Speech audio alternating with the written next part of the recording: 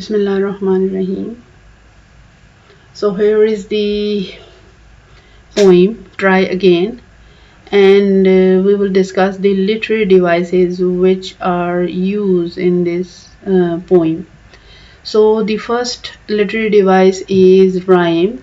The poem follows a regular rhyme scheme, so which is that, and I made a video in which I explain all these rhyme scheme. So the first literary device is rhyme, and we can see that the rhyme scheme follow a regular rhyme scheme A B A B C C C C C and B, which creates a rhythmic and harmonious effect. This rhyme scheme helps to make the poem more engaging and easier to remember. In the below text, the rhyme scheme, just A and B has been discussed. Rhyme scheme creates a musical effect. So now we will see just A, B, okay, not in the whole poem rhyme scheme. Heed and succeed, you can see that A and B, heed and succeed, appear and persevere, and fail and prevail, disgrace and race. Heed and succeed, appear and persevere. So in the first line there is heed and succeed, there is appear and persevere. So that is A and that is B. Fail and prevail and disgrace and race. So that is also A and B. So in this way the poet described the rhyme. Okay, so the next device is repetition.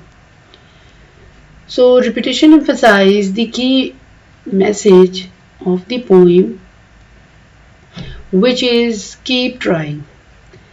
The phrase keep trying is repeated multiple times, reinforcing the theme of the perseverance. The repetition of the phrase try again and the other key phrases emphasize the central message of the poem and creates a sense of unity.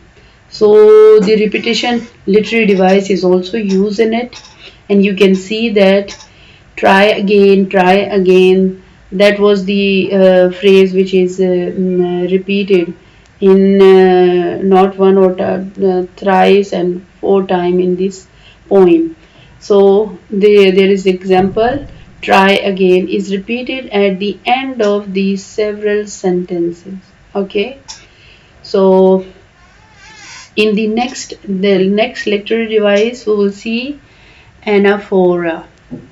Anaphora is another literary device which is used in this poem. Anaphora is used to create, emphasize, and rhythm by repeating the same phrase at the beginning of the successive line. Try again. If at first you don't succeed, try again.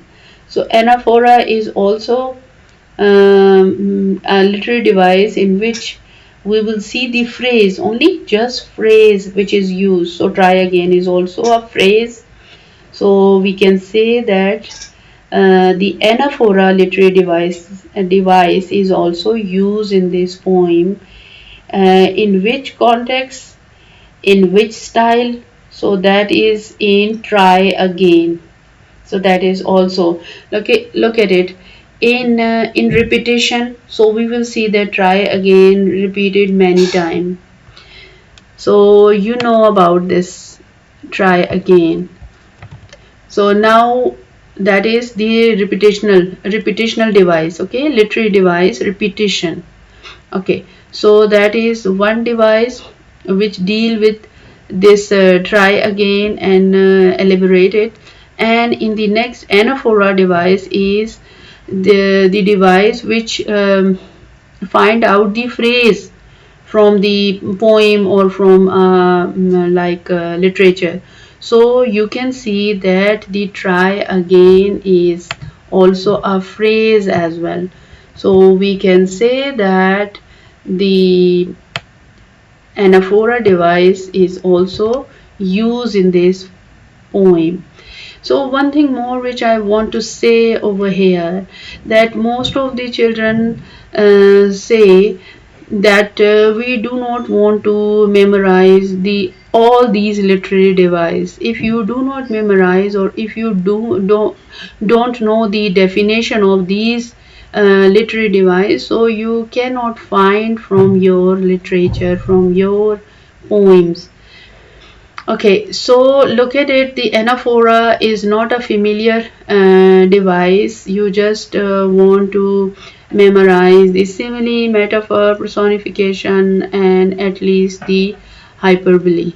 But the children do not want to learn these devices. But these are also very important when you are finding literary device from your text. So try again is a phrase, so that is also used in it. Personification, the poem gives human qualities to abstract concept, making them more relatable and vivid. So how? Your courage shows should appear. Your courage should appear. So appear is courage is not a tangible thing. It cannot appear. How can it appear? So we can say that the poet used the personification in this poem by using courage. Courage is should appear. So now we will see the apostrophe. Apostrophe, first definition, or you can say explanation. So in this way you will be able to find out. An apostrophe is a literary device where the poet directly address a person, place, or thing, often using the second person pronouns, like how? You. This creates a sense of direct communication and engagement with the reader. In the poem Try Again by W.E. Hickson, the poem uses apostrophe to address the reader directly, saying it is lesson you should heed. And what should you do in that case? So you can see that the poet is using direct word you. In this way he is conveying his message. So that is the apostrophe. Enjambment. Enjambment is a literary device where a sentence or phrase extends beyond the end of a line or sentence without a pause or punctuation. So, creating a sense of flow and continuity. In W.E. Hickson's poem Try Again, the use of enjambment can be observed in the several sentences. Here are a few examples.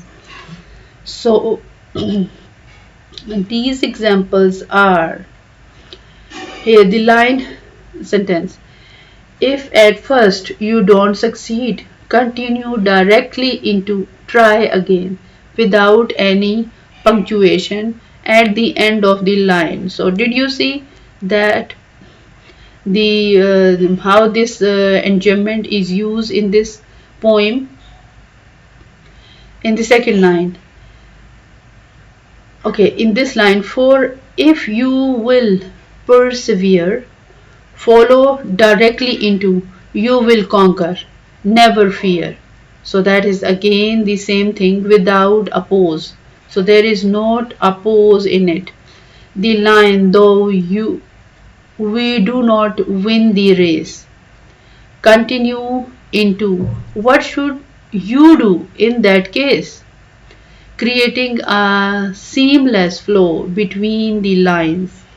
So by employing all these literary devices, W.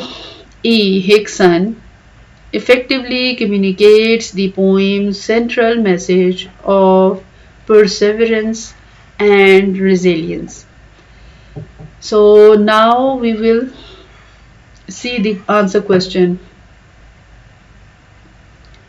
of your book, like 10th uh, 10th class board syllabus.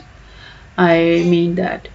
Uh, what is lesson of what is the lesson of the poem? The lesson of the poem is the importance of the perseverance and resilience. It encourages the reader to keep trying despite failures and difficulties. So the next question from your book: what can we learn from failure? Failure provides an opportunity to learn from our mistakes. It highlights areas where we can improve and helps us to refine our strategies and approaches. In the third, how is failure not a disgrace? So how is failure is not a disgrace, it's not an insulting thing. Okay, so in the poem Try Again, failure is portrayed not as a disgrace but as a natural and integral part of the integral mean important part of the journey towards success. The poem implies the each failure is the learning opportunity that brings us closer to success. This perspective frames failure as a stepping stone rather than a setback, thereby removing any disgrace associated with it. So the fourth question: how many times should we try and why? In the poem Try Again by W. William Edward Hickson, the idea of the perseverance is emphasized, suggesting that one should keep trying repeatedly until they succeeded. The poem does not specify a particular number of times to try, but it encourages a mindset of continuous effort and resilience in the face of challenges. What should we do if we find our task hard? So the answer is in this poem, like that is again the poem name Try Again by William Edward Hickson. The poet advises that if we find our task hard, we should persevere and continue to try. The poem suggests that determination and repeated efforts are key to overcoming difficulties. So the last is what is the rhyming scheme? The poem follows a regular rhyme scheme: A B A B C C C and B. Okay, so rhyming scheme has been explained like I explained that in my previous video. If you want to go and you can see over there. Okay, or if you need this content, you go to my website. I will mention it in description, and you can copy this material or read it, whatever you want. Thank you so much.